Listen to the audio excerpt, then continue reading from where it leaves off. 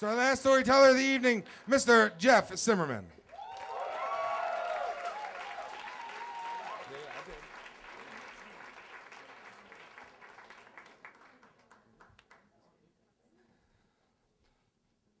I was working at a grocery store in Norfolk, Virginia, doing ostensibly as a bagger, but it kind of worked out to be a little bit of heavy janitorial work and wino separation, a little restocking.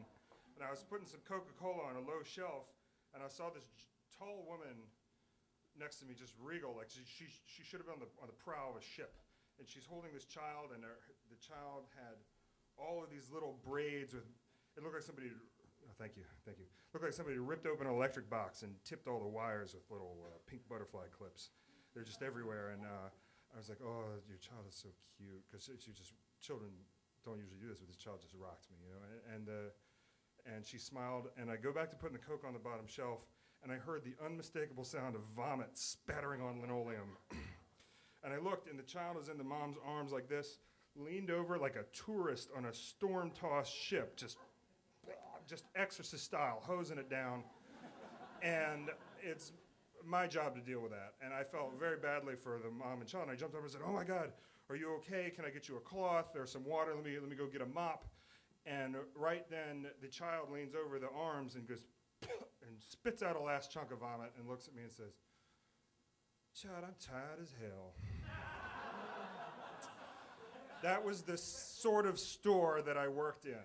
And I went back to the bathroom, into the handicap stall where we kept the mop. I refer to this as the honeymoon suite for, this is a whole other story.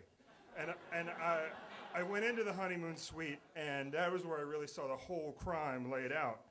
And I'm not referring to the grotesque imitation of a layer cake that was in the toilet. That was normal. But there were 6 tall guys of OE, empty, on the Old English, for those of you that aren't familiar, on the back of the toilet tank, and a women's bodybuilding magazine was jammed in the rail next to the toilet, and the centerfold was unfolded so that the viewer could have both hands free for other stuff. And I thought, my God,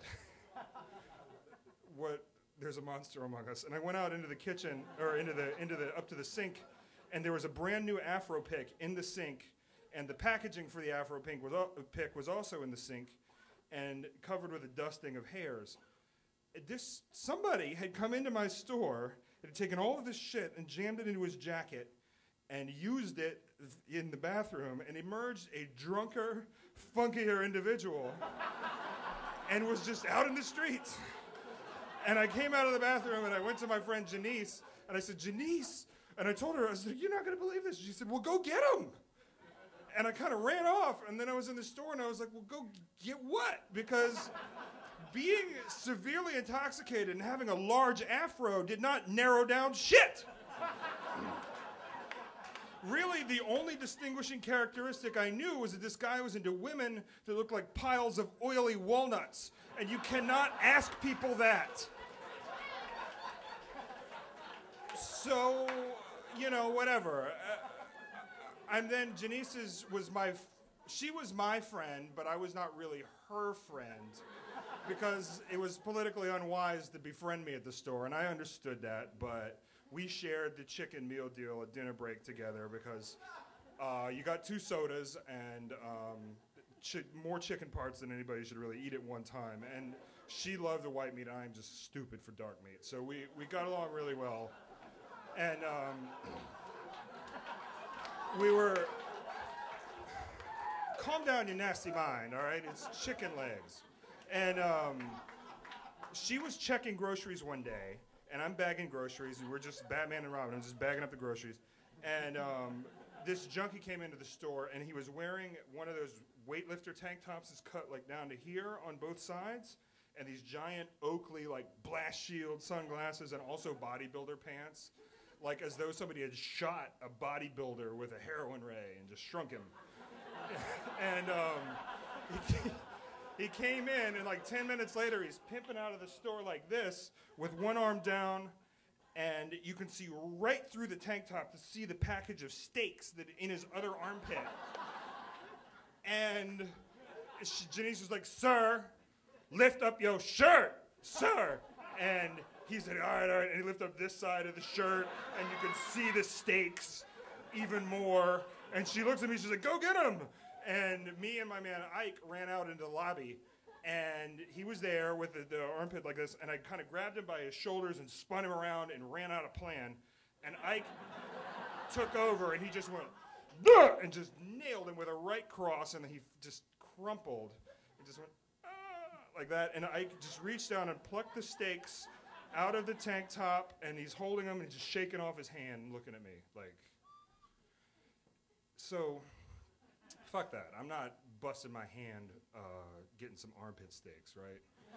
Because what happens is, I learned some things in Sociology 101, and one of those things is that people get corporatized, and the needs of a company overtake the needs of society, and you do these stupid things for a company that you wouldn't do for yourself. And it happened with the railroads, and it's happening with Walmart, and it probably happened with Enron, and it's just wrong.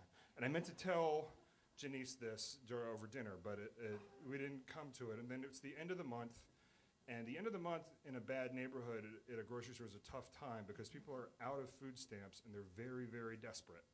And this guy came in, and he took a grocery cart and he just loaded it with all this baby food and diapers, and he's really loading it down good. And I thought, oh man, we're really in for some shit here.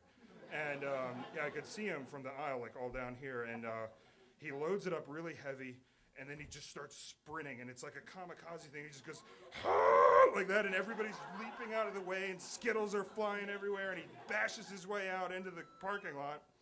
And Janice said, "Well, go get him." And I ran out, and he's throwing this stuff into an open car, waiting. And I thought, well, you know, if my children were starving or needed diapers, and I had a week to wait before I could get them anything, I'd probably do the same thing.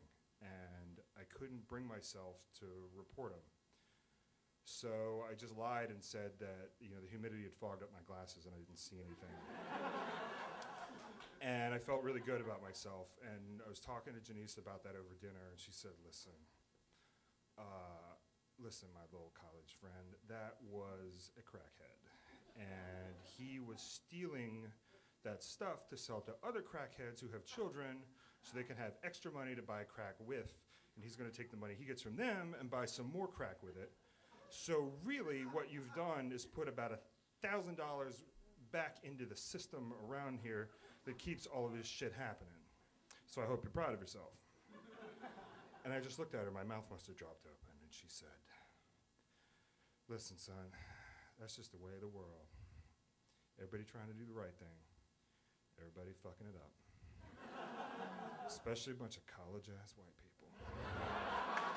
And those words just sat in my stomach and smoldered for like 15 years. Thank you.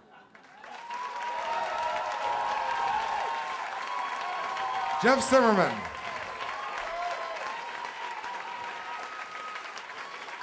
Lovely.